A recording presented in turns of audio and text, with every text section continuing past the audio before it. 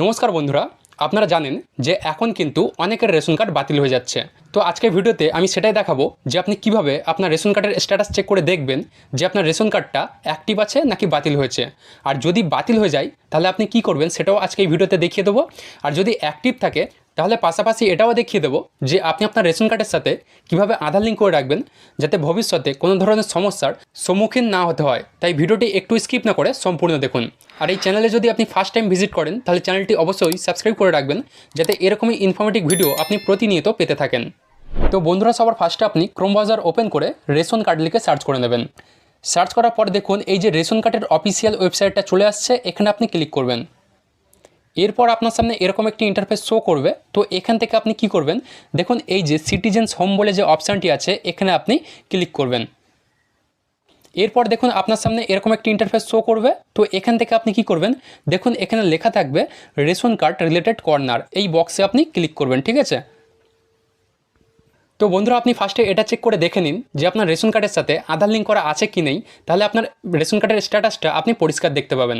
তো এখান থেকে আপনি কি করবেন, নিচের দিকে আসবেন, স্ক্রল করে নিচের দিকে আসার পর দেখবেন এখানে একটি অপশান পেয়ে যাবেন self service of ration card, এখানে আপনি ক্লিক করবেন।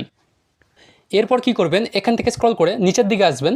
দেখুন নিচে আসতেই এখানে কি লেখা আছে, এই যে রেশন কার্ড সক্রিয় করতে আধার লিঙ্ক করুন। ঠিক আছে, এই বক্সে আপনি ক্লিক করবেন। এরপর দেখুন এখানে আপনাকে এরকম একটি ইন্টারফেস দেখাবে। তো এখানে কি লেখা আছে দেখুন, রেশন কার্ড নাম্বার লিখুন। ঠিক আছে, এই যে এই বক্সে আপনি আপনার রেশন কার্ডের নাম্বার লিখবেন। আর দেখুন এখানে একটি ক্যাপচার আছে, এই ক্যাপচারটি আপনি এখানে লিখে দেবেন। তো আমি এই দুটো আগে ফিল করে দিচ্ছি। রেশন কার্ড নাম্বার আর ক্যাপচার লেখার পর দেখুন এখানে সার্চ বলে একটি অপশান আছে, এখানে আপনি ক্লিক করবেন। এরপর বন্ধুরা দেখুন এখানে আপনার রেশন কার্ডের সমস্ত ডিটেলস শো করবে। তো এখানে ভালো করে খেয়াল করুন, এই যে এখানে লেখা আছে আধার লিঙ্কিং স্ট্যাটাস, এই যে এখানে লেখা আছে, এখানে লেখা থাকবে দেখুন আধার লিঙ্কেড। ঠিক আছে, যদি আপনার রেশন কার্ডের সাথে আধার লিঙ্ক করা থাকে তাহলে এখানে আধার লিঙ্কেড বলে লেখা থাকবে। আর এখানে আপনার আধার কার্ডের নাম্বারটা লেখা থাকবে।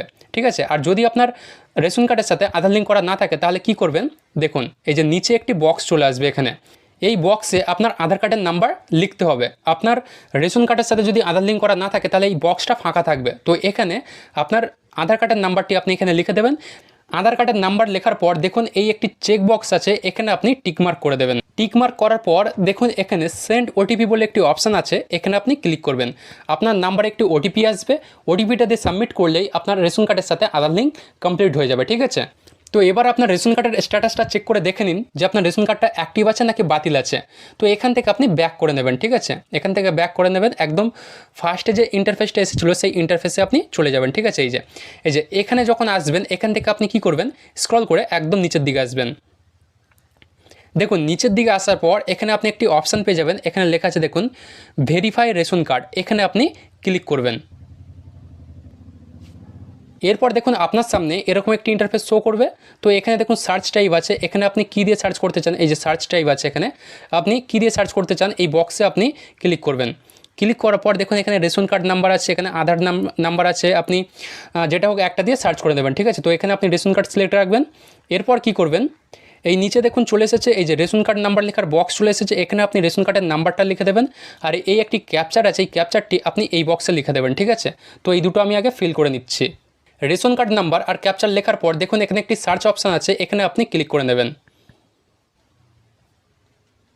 এরপর বন্ধুরা এখান থেকে স্ক্রল করে নিচের দিকে আসবেন, এখানে আপনার রেশন কার্ডের পুরো স্ট্যাটাস দেখিয়ে দেবে। ঠিক আছে, দেখুন এখানে লেখা আছে এই যে KYC ডান, এই অপশানটি যখন এখানে ইয়েস লেখা থাকবে মনে করবেন আপনার রেশন কার্ডটা একদম ঠিক আছে, আপনার রেশন কার্ড বাতিল হয়নি।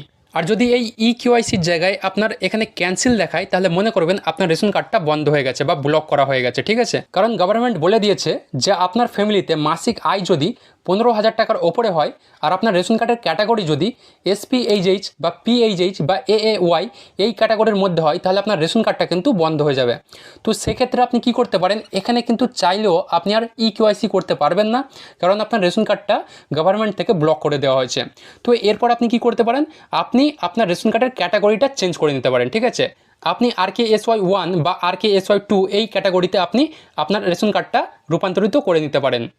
তো বন্ধুরা, এটাই ছিল ভিডিওটির মূল বিষয়। ভিডিওটি কেমন লাগলো কমেন্ট করে অবশ্যই জানাবেন। আর এরকমই ইনফরমেটিভ ভিডিও পেতে এই চ্যানেলটি অবশ্যই সাবস্ক্রাইব করে নেবেন যাতে আমি কোনো ডকুমেন্ট রিলেটেড ভিডিও আপলোড করলে আপনার কাছে সবার আগে পৌঁছে যায়।